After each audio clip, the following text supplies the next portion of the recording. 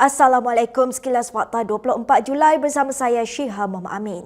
Antara berita utama hari ini, kerjasama BNPN tunggu masa untuk karam, kata Hana Yeoh. Tapi Hadi Awang kata hubungan BNPN bukan wayang.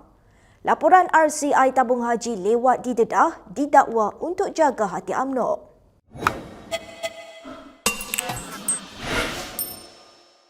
Hana Yeoh percaya kerjasama di antara BN dan PN tidak akan bertahan lama. Malah dia mengibaratkannya seperti tragedi kapal Titanic. BN dan PN ibarat kapal Titanic, hanya tunggu masa untuk karam. Itu sindiran Timbalan Setiausaha Agong GAP Hana Yeoh terhadap kerjasama dua gabungan itu. Menurut Yeoh, BN dan PN mungkin kelihatan bersatu sekarang, tetapi kerjasama itu dibayangi pengkhianatan dan perebutan kuasa. Katanya seperti Titanic, mereka bersorak pada awal pelayaran namun akhirnya akan karam apabila berdepan cabaran sebenar. Ahli Parlimen Segambut itu turut mendakwa kedua-dua gabungan akan saling memijak demi menjadi parti paling dominan dan menentukan calon Perdana Menteri. Yeoh berkata keadaan itu berbeza dengan Pakatan Harapan yang kekal mempertahankan kepimpinan Perdana Menteri Anwar Ibrahim. Dia menggesa penyokong PH supaya tidak gentar dengan kerjasama BN dan PN dalam pilihan raya Negeri Sembilan. PRN Negeri Sembilan menyaksikan BN dan PN mengelakkan pertembungan sesama sendiri manakala bersatu memilih bertanding secara berasingan di 24 kerusi. Kenyataan ini hadir ketika hubungan antara PH dan BN terus tegang susulan kerjasama BN dan PN dalam pilihan raya negeri itu. Selepas melalui proses kahwin dan cerai sebelum ini, adakah PAS dan UMNO akhirnya benar-benar berdamai? Abdul Hadi Awang berkata kerjasama kali ini bukan satu wayang. InsyaAllah saya akan pergi minggu depan. Cik, tapi orang kata kerjasama PN dengan BN tu hanya wayang politik. Macam mana tu, Cik? Bukan wayang, kita habis duit. Orang PAS pergi belanja sendiri. Penuh tenaga, termasuklah orang UMNO juga habis duit. Wayang apa tu? Tan Sri, sejarah kerjasama antara UMNO dan PAS ada sebelum ni kan ada menyaksikan beberapa kali macam kahwin cerai kan pepatah kata macam tu. Jadi macam mana untuk kali ni? Macam mana Itu biasa berlaku khilaf. Perselengkahan perkara cabang ke dasar. Ke dasar tak ada khilaf antara PAS dan UMNO. PAS berdasarkan Islam. UMNO berdasarkan Melayu.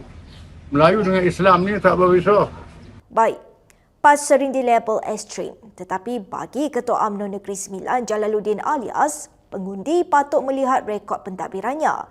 Ikuti petikan temu bual Kini TV bersama Jalaluddin dalam podcast Explain Sikit yang ditayangkan hari ini.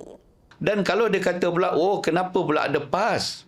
PAS ni adalah antara parti yang ekstrim kepada agama. PAS juga sudah membuktikan urus takbir kerajaan di Kelantan, di Terengganu, di Kelantan puluhan tahun. Tak silap saya, lebih daripada 30 tahun. Di Terengganu pun begitu. Di Kedah pun begitu. Malah sekarang ada di Perlis. Dan kita juga ada rakan-rakan daripada kaum yang lain, Cina, India dan masyarakat orang asli, Bajau, Sabah dan sebagainya. Dan tidak ada satu penolakan dalam soal yang berkaitan dengan ketidakadilan pemerintahan kerajaan PAS di Terengganu, Kelantan dan juga Perlis tentang ketidakadilan kerajaan terhadap mereka. Tak ada pula dengar orang bergaduh ke Kelantan. Orang Cina dengan orang Melayu tak ada pula bergaduh di Kelantan. Belum ada kita dengar ada. Maknanya apa? Maknanya apa? Maknanya urus takbir mereka juga sudah mengambil kira tentang kestabilan dan sensitiviti kaum di negeri itu. Ini adalah satu petunjuk dan juga benchmark ataupun kayu pengukur di mana pengundi sekarang telah mengambil kira sebelum mereka buat keputusan. Jika anda menyukai laporan yang dihasilkan Kini TV, kami amat berbesar hati jika anda boleh membuat sedikit sumbangan kepada kami. Anda boleh menyumbang dengan scan kod QR yang tertera di skrin atau klik pada pautan yang disertakan di bawah. Sokongan anda akan membantu Kini TV menjalankan peranan sema dan imbang serta menghasilkan lebih banyak berita yang berkualiti. Terima kasih atas sokongan anda. Kita ke perkembangan berikutnya. Kenapa laporan RCI tabung haji disimpan selama 3 tahun? Perdana Menteri Anwar Ibrahim akhirnya beri penjelasan. Pada masa itu, 3 tahun yang lalu, tak mampu kita terbitkan. Kalau kita terbitkan, rakyat hilang keyakinan kepada tabung haji. Dia tarik dana tabung haji. Tabung haji sebagai badan akan lingkup. Tapi sejak 3 tahun yang lalu, pengurusannya bertukar. Pengurusinya sekarang Tan Sri Rashid Hussein yang punya rekod pengurusannya cemerlang. Tabung haji dah mula bertapak. Tapi rakyat harus tahu. Perdana Menteri turut berkata kerajaan memberi keutamaan kepada tata kelola bagi memastikan institusi itu tidak terus terjejas. Menurutnya lagi, usaha pemulihan itu membuahkan hasil apabila tabung haji menerima anugerah pengurusan haji terbaik bagi musim haji tahun ini. Terdahulu, Rafizi Ramli mendakwa Anwar sengaja menyimpan laporan RCI tabung haji semata-mata nak jaga hati UMNO. Rafizi Ramli mendakwa Perdana Menteri Anwar Ibrahim sengaja melengahkan pendedahan laporan RCI tabung haji demi menjaga hubungan politik dengan UMNO. Bekas Menteri Ekonomi itu berkata, laporan yang siap sejak 2023 itu sepatutnya terus didedahkan kerana melibatkan kepentingan awam. Tetapi pada ketika itu, Datuk Seri Anwar sangat berhati-hati untuk menjaga hati UMNO.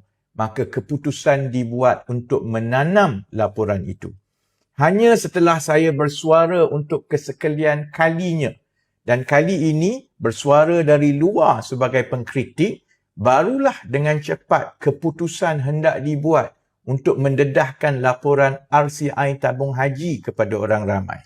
Rafizi turut berkata laporan itu akan mengesahkan semua pendedahannya di antara 2015 hingga 2018 mengenai kedudukan kewangan tabung haji. Semalam Anwar memberi bayangan laporan RCI itu akan diumumkan selepas mesyuarat Kabinet minggu depan. Katanya kerajaan bersetuju secara prinsip untuk mendedahkannya, namun sebelum ini ia ditangguhkan bagi memastikan pelan pemulihan tabung haji tidak menjejaskan keyakinan pendeposit. RCI tabung haji ditubuhkan pada 2021 bagi menyiasat pengurusan institusi itu di antara 2014 hingga 2020, namun laporannya kekal dirahsiakan sehingga kini. Bagi Sanusi Mak Nur, masa semakin suntuk. Katanya jika dalam tempoh 10 tahun tiada perubahan, orang Melayu bakal kehilangan kuasa politik mereka. Ada barua-barua Melayu, orang-orang yang bersikap seperti watak buang dalam filem Sarjan Hassan.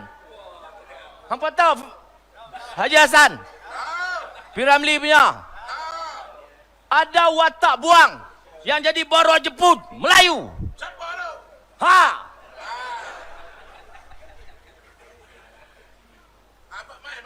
Depa tubuh parti, himpun puak ni semua duk sekali.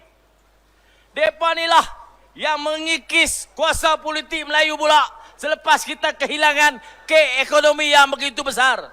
Sanusi menegaskan Malaysia merupakan satu-satunya tanah Melayu yang menjadi tempat pelindungan bagi masyarakat pribumi berbeza dengan kaum lain yang mempunyai negara asal masing-masing. Tuan-tuan sekalian, Melayu tak ada arah tanah. Melayu ada tanah Melayu ni saja. Orang India ada India, orang Cina ada Cina. Orang Kemboja ada Kemboja. Orang Siam ada Thailand. Melayu di mana? Melayu di sini saja.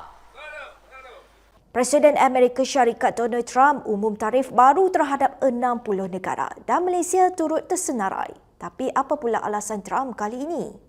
Malaysia kini dikenakan tarif import baru oleh Amerika Syarikat selepas didakwa gagal menguatkuasakan larangan terhadap barangan yang dihasilkan melalui buruh paksa. Tarif sebanyak 10% itu mula berkuat kuasa hari ini bersama beberapa lagi negara termasuk Indonesia, India, Bangladesh dan United Kingdom. Pejabat Wakil Perdagangan Amerika Syarikat berkata, tindakan itu dibuat selepas siasatan mendapati negara terbabit gagal menguatkuasakan larangan terhadap import yang dikaitkan dengan buruh paksa. Menurut agensi itu, keputusan tersebut dibuat atas arahan Presiden Donald Trump di bawah Seksyen 301 Akta Perdagangan 1974. Bagaimanapun, Amerika Syarikat turut memberi pengecualian kepada beberapa produk tertentu dari Malaysia sebagai galakan untuk memperkukuh penguatkuasaan berkaitan buruh paksa. Reuters pula melaporkan langkah terbaru ini dipercayai sebahagian daripada strategi pentadbiran Trump selepas tarif global sebelum ini dicabar di mahkamah. Sebelum ini, bekas ahli Parlimen Klang Charles Santiago turut memberi amaran Malaysia berisiko dikenakan tarif jika gagal menangani aduan berkaitan buruh paksa. Baik, berikut beberapa lagi ringkasan berita untuk hari ini.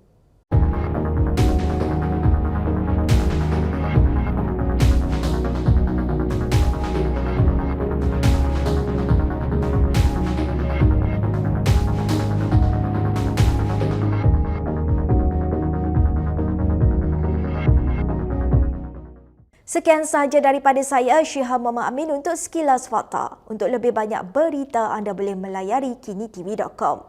Anda juga boleh mengikuti kami di Instagram, X, YouTube dan Facebook. Salam hormat dan selamat berhujung minggu.